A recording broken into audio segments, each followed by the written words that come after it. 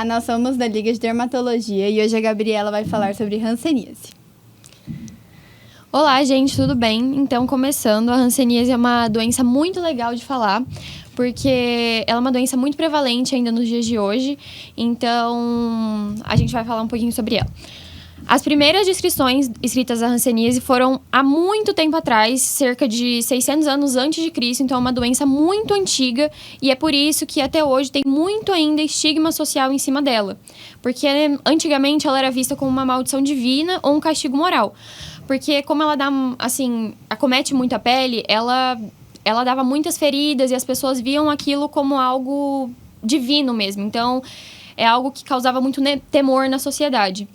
E antigamente ela era chamada de lepra. E esse nome foi abolido, assim, do dicionário médico e foi trocado por hanseníase justamente para tirar essa associação com esse termo antigo.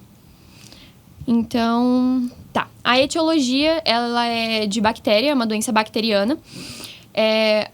A etiologia dela é do Mycobacterium leprae, que é um bacilo gram-positivo. Ele é álcool ácido resistente, que é o BAR. Ele vai corar para coloração de Ziehl-Neelsen, que é essas micobactérias que estão aqui no slide, né? Que são esses pontinhos vermelhos. Então, na coloração de Ziehl-Neelsen, a bactéria, ela cora e ela fica da cor vermelhinha. Essa bactéria, o Mycobacterium, ela tem preferência para as regiões mais frias do corpo. Então, para o nariz, para os lóbulos da orelha, que vai ser um pouco do que eu vou falar depois, justamente onde que vai fazer os testes para ver se a pessoa realmente tem hanseníase. É uma bactéria que tem alta infectividade e baixa patogenicidade. Então, muitas pessoas vão ter uma imunidade natural para essa bactéria. Então, muitas pessoas podem se infectar com a hanseníase, mas é poucas pessoas que vão adoecer, realmente vão manifestar sintomas, né? A classificação atual, hanseníase já teve várias classificações, mas hoje em dia, a OMS, desde 1985, resolveu diminuir um pouco a classificação. Então, tem a hanseníase paucibacilar, que é quando tem baciloscopia negativa, que são as hanseníases tuberculoides e os intradeterminados, e as multibacilares, que vão ter a baciloscopia positiva, que são os virchovianos e os dimorfos.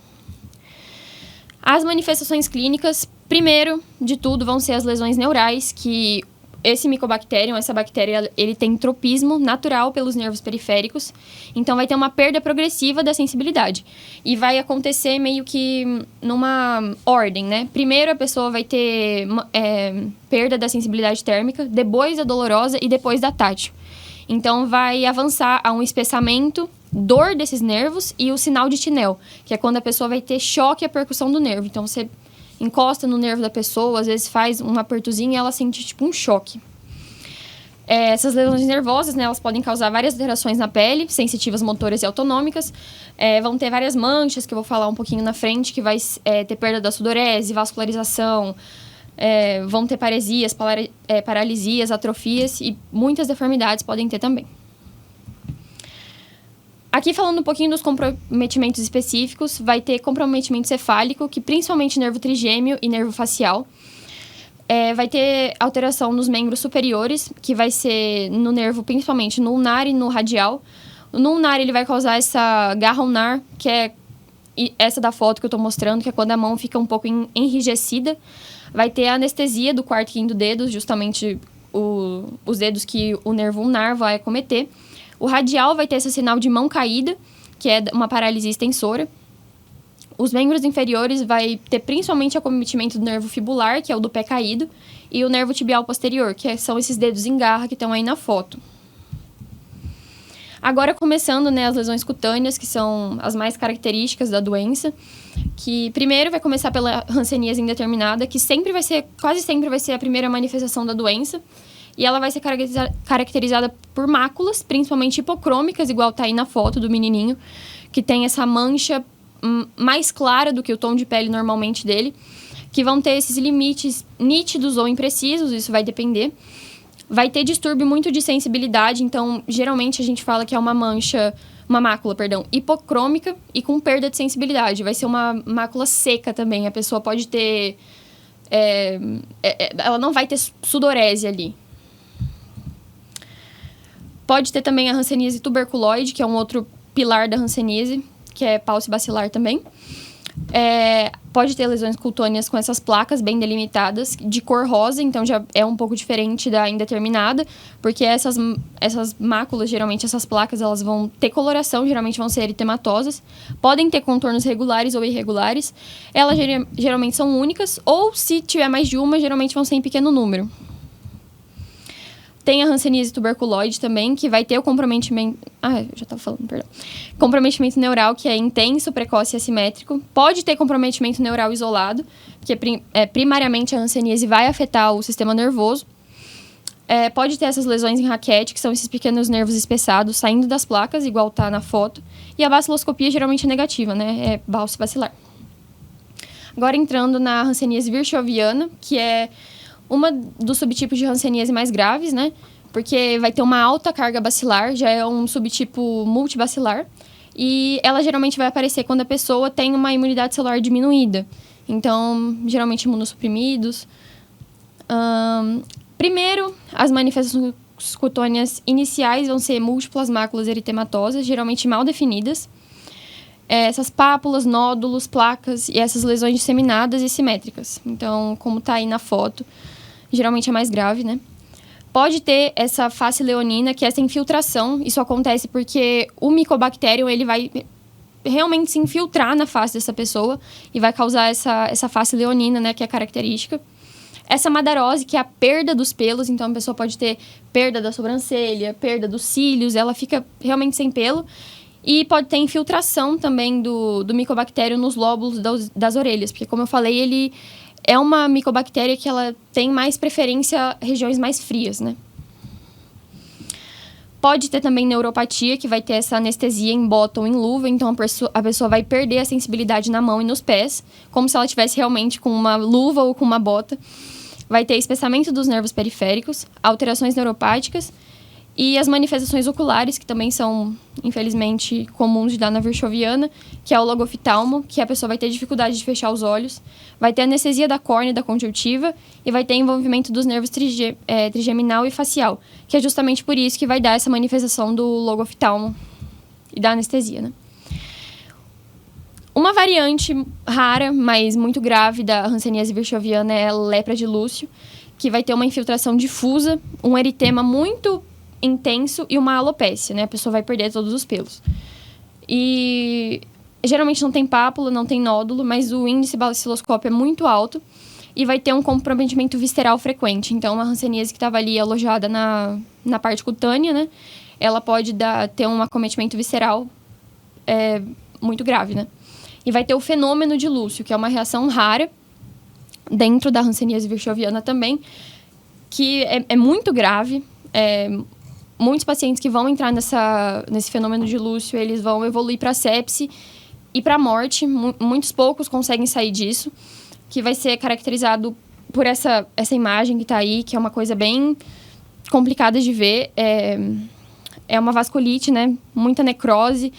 O bacilo ele vai entrar ali diretamente na parede dos vasos sanguíneos, então isso vai causar muita dor, necrose, às vezes vai ter que amputar o membro, então é muito difícil do paciente conseguir voltar disso. Tem a hanseníase dimorfa também, que é uma das formas mais comuns da hanseníase. O quadro clínico é bem variado, então pode ter a dimorfa, que é uma mistura de tudo. Pode ser mais semelhante à forma tuberculoide, que é a dimorfa tuberculoide, mais semelhante à forma virchoviana, que é a dimorfa virchoviana, ou podem ter as intermediárias, né, que eu falei que são as dimorfas. Primeiramente, a dimorfa tuberculoide, elas são essas lesões, tipo da tuberculoide mesmo, então vai ter esse halo avermelhado, eritematoso, vai ter o comprometimento de múltiplos troncos nervosos. Então, a diferença da tuberculoide para a dimorfa tuberculoide é que as lesões vão ser muito características da tuberculoide, mas elas vão estar em mais locais, mais numerosas, mas a baciloscopia continua geralmente negativa. Tem o subtipo de dimorfa virchoviana também, que são lesões bem numerosas também, principalmente placas e nódulos de cor pardacenta ferruginosa. Vai ter uma distribuição difusa, geralmente pelo corpo inteiro. Vai ter lesões com delimitação imprecisa e a baciloscopia, por ser mais parecida com a virchoviana, vai ser positiva.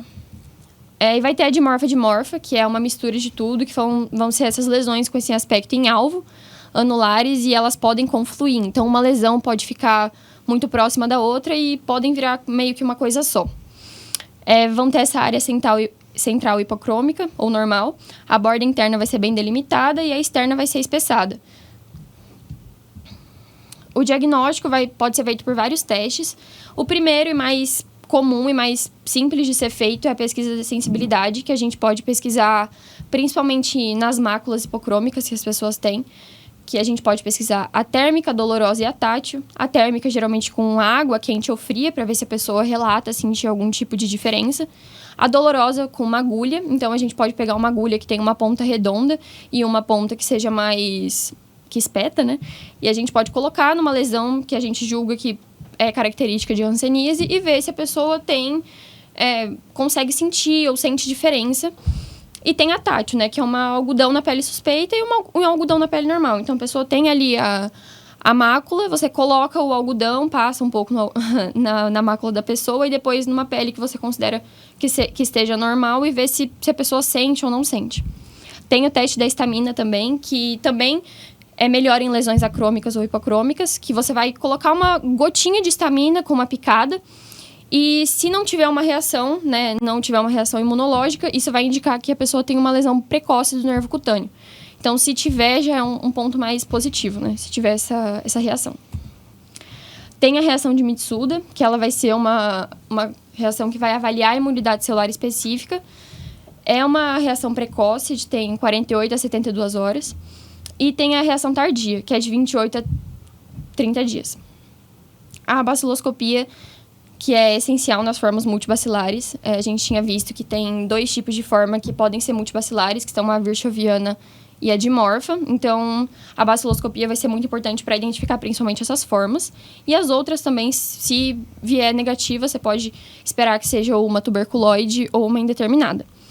É um material coletado de lesões ativas, geralmente do lóbulo da orelha ou do cotovelo, que é onde eu falei que o Mycobacterium tem o tropismo, né, que são as áreas mais frias do corpo. Aqui, entrando um pouco na profilaxia, principalmente vai ser o diagnóstico precoce e o tratamento das pessoas que estão infectadas, principalmente multibacilares, que são os que mais transmitem a doença. E vigilância dos contatos intradomiciliares, então tem que fazer exame dermatoneurológico, tem que fazer orientação. E a hanseníase, ela se transmite muito por conta de contato prolongado. Ela vai se transmitir por conta de forma aérea, né, por respiração, mas vai ser muito também pelo contato prolongado. Então, se foi identificada uma pessoa com hanseníase, tem que fazer a testagem de pessoas que ficaram muito em contato com o doente nos últimos 5 anos. E a vacinação, a BCG, ela vai conferir a proteção parcial, principalmente quando deixa cicatriz, que é quando teve a reação imunológica, né? O tratamento, hoje em dia, ele é muito, muito individualizado. Então, vai ter... É meio que um esquema de tratamento, né? Que vai ser feito com rifampicina, clofazimina, dapsona e... vai ser muito diferente, né? Para pessoas com... vai mudar, assim, pacientes com peso acima de 50 quilos, crianças ou adultos com peso entre 30 e 50 quilos, e as crianças com peso abaixo de 30, né? E vai ter essa dose mensal que vai ser supervisionada, ou a dose diária auto-administrada. Em pacientes que têm hanseníase multibacilar, o tratamento vai ser feito por 12 meses, e em paucibacilares, em 6 meses. É isso. Muito bem. Doutor, eu queria te fazer uma pergunta. Eu queria saber por que a hanseníase, ainda hoje, ela é tão estigmatizada na sociedade. Por que a sociedade tem esse estigma da doença? Primeiro, porque a hanseníase existe, como a Gabi falou, desde antes de Cristo. E se a gente olhar na Bíblia, tem muita descrição e muito preconceito.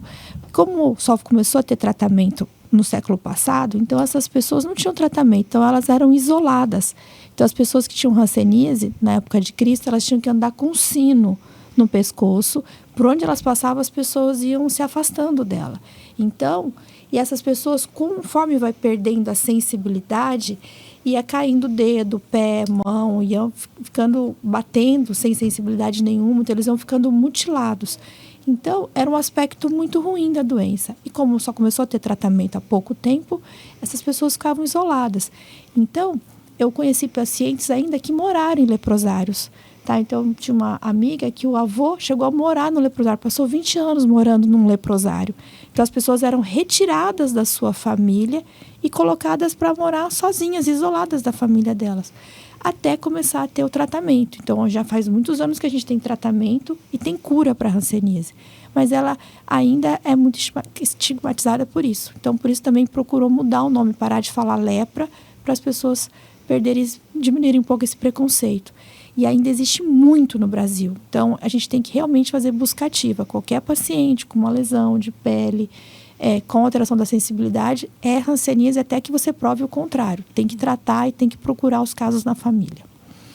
Doutora, eu queria te perguntar sobre a situação epidemiológica no Brasil da hanseníase. O Brasil é o principal país que ainda tem hanseníase, tá bom? Então, no mundo inteiro, o Brasil ainda é o principal país. Então, realmente, é muito importante a gente falar sobre hanseníase e mostrar as formas clínicas de hanseníase, porque você viu que a maioria dos pacientes, eles vão começar pela fase indeterminada, que é só manchinha na pele.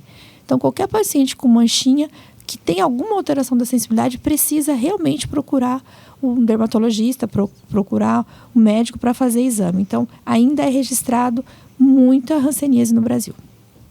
E se você fizer o tratamento, com a primeira dose de remédio que você tomar, você já não transmite mais. Então, é muito importante. O tratamento é de graça no SUS. Então, é muito importante, se você tiver alguma lesão de pele, procurar um médico especialista. Doutor, eu queria te perguntar também, aquela foto que a Gabi mostrou de uma lesão em raquete. Eu queria saber por que acontece e como que as pessoas identificam, já procuram um médico. A lesão em raquete, ela geralmente é associada com uma mácula, uma mancha com alteração de sensibilidade. E o nervo que está inervando aquela lesão, ele tem um espessamento. Então, acaba parecendo uma raquete, que a gente tem o espessamento do nervo e a mácula na ponta da lesão. Então, uma mácula com alteração da sensibilidade e um nervo espessado é esse sinal da raquete.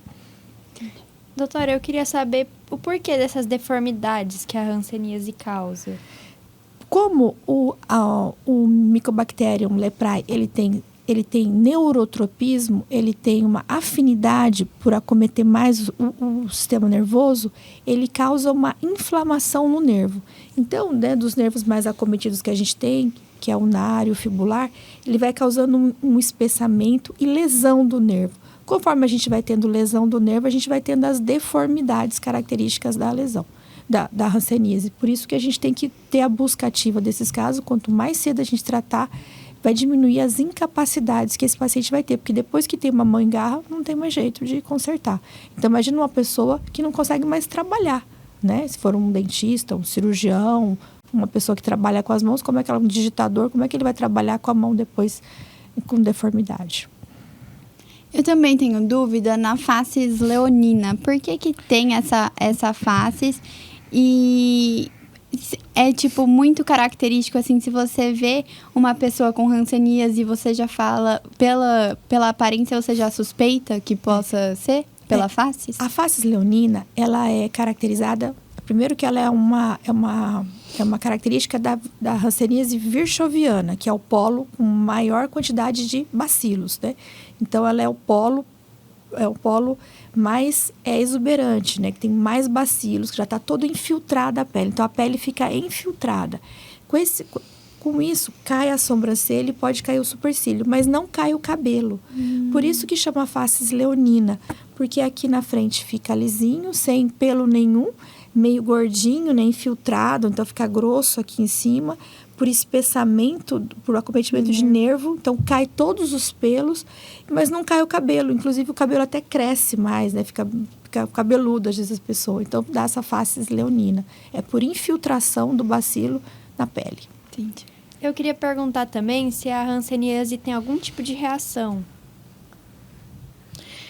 Então, a hanseníase tem duas reações, que são a reação do tipo 1 e a reação do tipo 2. A reação do tipo 1, ela é mais um tipo de hipersensibilidade, que é uma hipersensibilidade tardia, principalmente do tipo 4, que é a Gel-Combs, né? Ela vai acometer formas de morfas e tuberculoides, vai ser bem mais raras em virchovianos, então... e vai ter vários desencadeantes que pode levar à reação do tipo 1, que pode ser a gravidez, as infecções, as vacinas, cirurgias e o estresse. ela é caracterizada, a do tipo 1, por lesões eritemato-edematosas e surgimento de novas lesões. Então, a pessoa já tem lesões, pode surgir ainda mais. Pode ter uma neurite intensa, edema de extremidades e sequelas neurológicas. Geralmente não tem sintomas sistêmicos, então vai ser mais essa exacerbação na pele mesmo. E pode ter duas reações. As reações reversas, que é o upgrading, que vai ser um aumento da imunidade celular, e a reação de degradação, que é o downgrading, que é a redução da imunidade. Então, vai ser principalmente em virgens de tratamento ou falha terapêutica. Que é dar um... As reações são reações, a reação tipo 1, a reação tipo 2, é uma reação que não é piora da hanseníase. Então, eu posso ter começado o tratamento e ter essa reação. Então, é uma reação do meu sistema imunológico. O meu sistema imunológico, de repente, faz uma reação. Pode ser no início do tratamento. Então, todas aquelas lesões que estavam clarinhas, de repente, elas ficam todas inflamadas e inchadas. E o problema da reação é que a reação é uma resposta inflamatória tão grande que você tem uma inflamação do nervo tão grande que o nervo pode até romper de tanta inflamação do nervo. Por isso que todo paciente em tratamento de hanseníase, ele vem todo mês na consulta receber a sua cartela, aí ele toma um remédio supervisionado e leva uma cartelinha para casa que ele traz no mês seguinte. E todas as vezes que ele vem, a gente examina todos os nervos, a gente palpa os nervos dele. Porque se ele tiver nervos muito espessados, ele pode estar fazendo uma reação, uma neurite. E aí a gente tem que usar a medicação para diminuir essa resposta inflamatória do organismo. Senão ele faz tanta resposta inflamatória que chega a inflamar o nervo, que rompe o nervo. Aí a gente tem as sequelas. Então, dá mais sequela das reações. Então, a reação tipo 1 é uma reação que dá muita sequela. Então, é uma busca ativa nesse paciente. E você vai falar sobre a reação tipo 2? Sim. Sim, por favor. A reação tipo 2 é o eritema nodoso hansênico, que é um outro tipo de reação, igual a Denise falou. E ela tem um outro tipo de hipersensibilidade também, que essa é a do tipo 3, que vai ter uma formação de imunocomplexos, que é o antígeno, anticorpo e complemento. Ela vai acometer mais outros tipos de pessoas que têm hanseníase, principalmente os virchovianos e os dimorfos, então, principalmente os multibacilares, né, que tem uma alta carga bacilar. E vai ser caracterizada por placas e nódulos eritematosos dolorosos e podem ulcerar. Então, eles podem ulcerar e formar até uma necrose. E essa, sim, diferente da reação do tipo 1, ela pode dar sintomas sistêmicos. Então, pode dar febre, mal-estar, linfadenomegalia, neurites, artrites, hepatosplenomegalia, icterícia e trombose. A reação tipo 2 já é uma reação que acontece nos pacientes multibacilares. E é uma reação de excesso de anticorpos. Então, assim, excesso de anticorpos que não serve para me defender de hanseníase. Então, é uma reação tipo 3. Então, eu tenho excesso de anticorpos que faz muita resposta inflamatória, formando até vasculite. Então, você tem deposição de imunocomplexos nos vasos, entope, né? Então, tem uma vasculite, necrotizante tem uma vasculite e forma um nódulo que são os eritemas nodosos. Então, ela é uma reação já exagerada de anticorpo, que não tem função nenhuma de defesa contra o micobactério. Lembra que o que defende a gente do micobactério é a imunidade celular. E o mais importante, que tem que explicar muito bem para o paciente, que às vezes ele termina o tratamento dele 12 meses, por exemplo, o multibacilar, ele termina o tratamento de 12 meses e ele continua em acompanhamento. Por quê? Porque a gente faz baciloscopia, às vezes ela ainda é positiva, mas os bacilos já são inviáveis. Eu sempre explico assim, só tem perninha e bracinho, já não tem mais corpinho inteiro. Então, você ainda tem as perninhas e os bracinhos. E esses pedacinhos de bacilo inviáveis, que não causam mais doença, eles podem ficar fazendo reação, e eu posso continuar tendo reações muitos anos ainda. Então, esse paciente, ele não tem alta a hora que ele termina o tratamento. Ele termina 12 meses, ele está curado da hanseníase. Mas a gente o acompanha pela baciloscopia, até ela baixar, até ele conseguir eliminar todos os pedacinhos de bacilo. Porque enquanto ele ainda tem pedacinhos de bacilo, ele pode ficar fazendo esse tipo de reação. E isso pode dar úlcera, pode dar necrose na pele, pode dar todo esse sintoma de mal-estar. Realmente é grave para o paciente, é muito incômodo para ele as reações. Doutora, tem outra coisa, que quando as pessoas, os pacientes com hanseníase, eles têm essa reação, eles acham que pode ser uma falência do tratamento, né? Mas não é isso, né? É uma reação que é comum e não são em todos os pacientes, mas pode acontecer. Então, eles têm que ter essa ciência também para não acharem que o tratamento está dando errado, né? Exatamente. Então, o paciente ele tem que ser muito bem orientado, que mesmo ele estando curado, ele não transmite mais, mas ele ainda pode ter reação até o corpo conseguir fazer, que a gente fala que é a limpeza, até o corpo conseguir eliminar todos os pedacinhos de bacilo. Então, ele tem que continuar em acompanhamento. Eu tenho mais uma dúvida sobre o teste e a reação de Mitsuda, que a Gabi deu uma passada para nós, mas eu queria relembrar como é feito, o que acontece nessa reação. O teste de Mitsuda, como a gente estava falando, o que é importante para me defender do bacilo de Hansen, né? O que é importante? É a imunidade celular. Então, não adianta eu ficar dosando anticorpo. Eu posso ter milhões de anticorpos que não vão me defender do micobactério. Então, o que importa na hanseníase é a imunidade celular. É quanto que eu tenho de imunidade celular, que tem macrófago que vai lá, que come, que destrói, que resolve o problema. Então, a imunidade celular. E o teste de Mitsuda, ele vai avaliar a minha imunidade celular. Então, a gente aplica um preparado, né, de pedacinhos de bacilo, e aí você vai ver a reação. Então, a melhor reação, a mais fidedigna, é a que espera 28 dias para ver o tamanho da reação.